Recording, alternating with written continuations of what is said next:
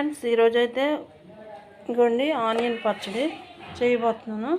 చూడండి, ఇవి అయితే ముందుగానే వెనిగర్లో నానబెట్టుకున్నానండి. ఇవ్వండి, చూడండి, ఇవి ఇలా 2 గంటల ముందు నానబెట్టాలి. దానిలోకి కావాల్సింది ఇలా నానబెట్టుకోవాలి 2 గంటల సేపు. పచ్చడి తినడానికైతే చాలా బాగుంటుందండి. జలుబు చేసినకైతే ఇంకా టేస్ట్ ఏం తెలియని వారికి ఈ పచ్చడి కొంచెం తింటే బాగుంటుంది. చూడండి ఎంత బాగుంటుందో. ఇంకా కొంచెం కలుపుకుని చాలా బాగుంటుంది. ఆవాలు, మెంతులు, చింతపండు గుజ్జు, కారం, సాల్ట్, ఇవన్నీ మళ్ళీ నేను మీకు చూపిస్తాను పచ్చడి తయారయ్యేలాగా. చూద్దరు అని కంగారులో చెప్పడం మర్చిపోయానండి. ఇగో వెల్లుల్లి కూడా కచ్చపచ్చ చేసి ఇలా తయారు చేసుకోవాలి కదా. అక్కడ చూపించాను కదా పొళ్ళన్నీ. వెల్లుల్లి మర్చిపోయానండి, వెల్లుల్లి కూడా వేసాను. ఒక పెద్ద పాయ వేయాలి వెల్లుల్లిపాయ.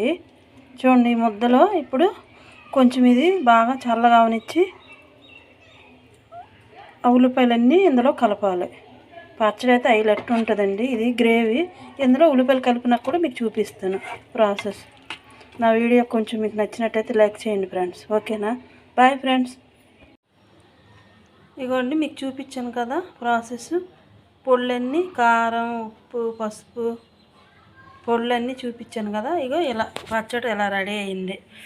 ఆహా, ఇది తింటే ఆహా ఏమి రుచి, అనరామ ఏమరిచి అన్నట్టు మామూలు ఉండదు. మాటలు లేవు, మాట్లాడుకోవడం లేవు. ఇంకోటండి, నేను డైరెక్ట్గా అన్ని ప్రాసెస్ మొత్తం మీకు చూపించేదాన్ని, కానీ మాకు ఇచ్చిన దగ్గర అయితే అంత బాగాలేదండి చూడడానికి. అందుకనేసి మీకు విడివిడిగా అలా చూపిస్తున్నాను. చూడండి ఫ్రెండ్స్ ఎంత బాగుందో.